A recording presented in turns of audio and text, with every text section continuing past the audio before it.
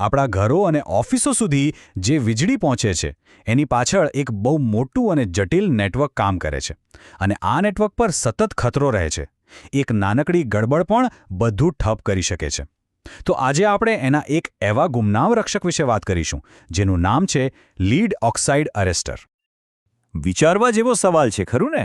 આકાશમાંથી પડતી વીજળીમાં આટલી બધી તાકાત હોય છે તો આપણી આખી પાવર સિસ્ટમ એક ઝાટકે બળી કેમ નથી જતી? આનો જવાબ એક ખાસ ઉપકરણમાં છુપાયેલો છે જે ચૂપચાપ આપણી પાવર ગ્રીડની રક્ષા કરે છે. તો ચાલો આખી વાતને સ્ટેપ બાય સ્ટેપ સમજીએ. પહેલા આપણે એની બનાવટ જોઈશું, પછી એ કામ કઈ રીતે કરે છે એ જાણીશું, એના ફાયદા શું છે એના પર નજર નાખીશું અને છેલ્લે એની શું મર્યાદાઓ છે એ પણ જોઈશું. કોઈ પણ વસ્તુ કઈ રીતે કામ કરે છે એ સમજવા માટે સૌથી પહેલા એ જોવું પડે કે એ શેની બનેલી છે. તો ચાલો આ એરેસ્ટરની અંદર ડોક્યું કરીએ. જો આપણે એને ખોલીને જોઈએ તો એમાં મુખ્યત્વે 5 વસ્તુઓ જોવા મળશે. એક તો બહારનું મજબૂત કવચ એટલે કે કેસિંગ. એની અંદર હોય છે લીડ ઓક્સાઇડની ડિસ્ક જે આખી ટેકનોલોજીનું હૃદય છે. પછી આવે છે સિરીઝ ગેપ એસેમ્બલી, એક સીલિંગ સિસ્ટમ જે ભેજને દૂર રાખે છે. અને છેલ્લે દબાણ ઓછું કરવા માટે પ્રેશર રિલીઝ વેન્ટ્સ. એવું નથી કે આ બહારનું કવચ ખાલી દેખાડો છે. એ બહુ જ જરૂરી છે.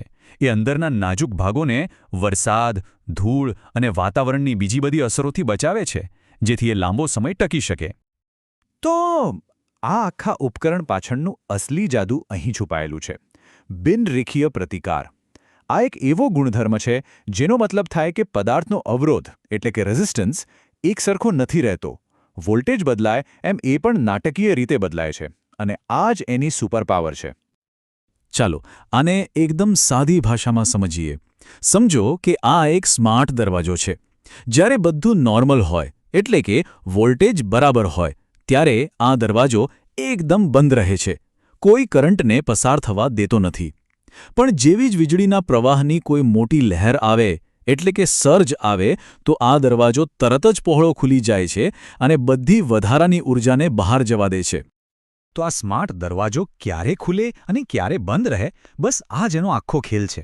એરેસ્ટરની કામ કરવાની રીત આ 2 અલગ અલગ પરિસ્થિતિઓ પર જ આધાર રાખે છે. જુઓ, જ્યાં સુધી બધું બરાબર ચાલે છે ત્યાં સુધી એરેસ્ટર જાણે કે સિસ્ટમમાં છે જ નહીં. એ એકદમ શાંતિથી બેઠું રહે છે. એનો પ્રતિકાર એટલો બધો ઊંચો હોય છે કે કરંટ એની અંદર જઈ જ નથી શકતો. એ તો બસ સાચા સમયની રાહ જોતું હોય છે. પણ જેવો જ કોઈ મોટો પાવર સર્જ આવે આખી ગેમ બદલાઈ જાય છે. અચાનક આવેલા ઊંચા વોલ્ટેજને કારણે સિરીઝ ગેપમાંથી કરંટ પસાર થવા લાગે છે. એનાથી ઇલેક્ટ્રોડ પરનું વાર્નિશનું પાતળું પડ તૂટી જાય છે. અને બસ લીડ ઓક્સાઇડ ડિસ્કનો પ્રતિકાર તરત જ ઘટીને લગભગ શૂન્ય થઈ જાય છે. અને બધો જ ખતરનાક કરંટ સીધો જ જમીનમાં ઉતરી જાય છે. આ રીતે આપણા મોંઘા ઉપકરણો બચી જાય છે.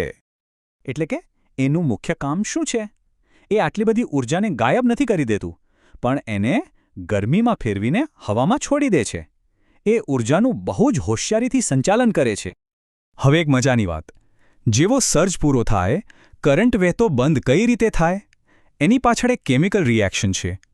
કરંટની ગરમીને કારણે ડિસ્કની અંદરનો વાહક પદાર્થ એટલે કે લીડ પેરોક્સાઇડ અવાહક રેડ લેડમાં ફેરવાઈ જાય છે. અને આનાથી કરંટનો રસ્તો બંધ થઈ જાય છે. પણ આ જ પ્રક્રિયા દરેક વખતે એરેસ્ટરને થોડો ઘસારો પણ પહોંચાડે છે. આટલું સમજ્યા પછી સવાલ એ થાય કે આટલા વર્ષો સુધી આ ટેકનોલોજી પર આટલો ભરોસો કેમ કરવામાં આવ્યો? ચાલો એના ફાયદાઓ પર નજર કરીએ. એના ફાયદા એકદમ સ્પષ્ટ હતા. એ નોર્મલ અને સર્જ બંને સ્થિતિમાં બહુ સારી રીતે કામ કરતું. કોઈ પણ ઓવર વોલ્ટેજ પર તરત જ પ્રતિક્રિયા આપતું. અને સૌથી સારી વાત એ હતી કે સર્જ જતો રહે પછી આપમેળે નોર્મલ થઈ જતું. એની બનાવટ મજબૂત હતી અને એને ખાસ કોઈ મેન્ટેનન્સની જરૂર નહોતી પડતી. આથી જ એ ગ્રીડ ઓપરેટરો માટે એક ભરોસાપાત્ર સાથી હતો.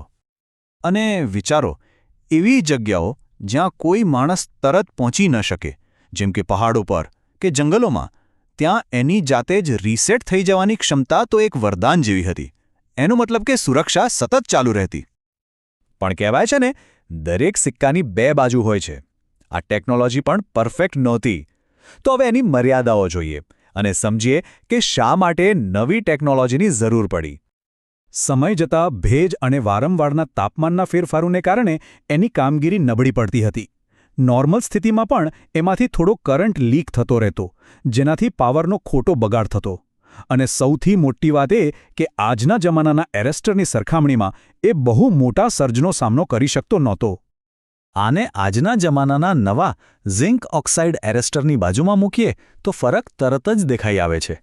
નવા એરેસ્ટર બહુ જ ઝડપથી કામ કરે છે અને કદમાં પણ નાના અને વજનમાં હલકા હોય છે. આનાથી એને લગાવવાનું કામ પણ સહેલું બની જાય છે. અરે આ જ સૌથી મોટી વાત છે. જે વસ્તુ એને કામ કરાવે છે એ જ વસ્તુ એનો જીવ પણ લે છે. દરેક સર્જ વખતે થતી કેમિકલ પ્રક્રિયા એને ધીમે ધીમે અંદરથી ખતમ કરતી જાય છે. એનો મતલબ કે એનું આયુષ્ય નક્કી છે અને અમુક સમય પછી એને બદલવું જ પડે. તો ભલે એને કેટલીક ખામીઓ હતી, પણ લીડ ઓક્સાઇડ એરેસ્ટર એના જમાનાનો હીરો હતો. એણે દાયકાઓ સુધી આપણી ગ્રીડને સુરક્ષિત રાખી. પણ હવે આપણી ગ્રીડ વધુ સ્માર્ટ અને વધુ સંવેદનશીલ બની રહી છે. તો સવાલ એ છે કે ભવિષ્યના પડકારોનો સામનો કરવા માટે કઈ નવી ટેકનોલોજી એની જગ્યા લેશે?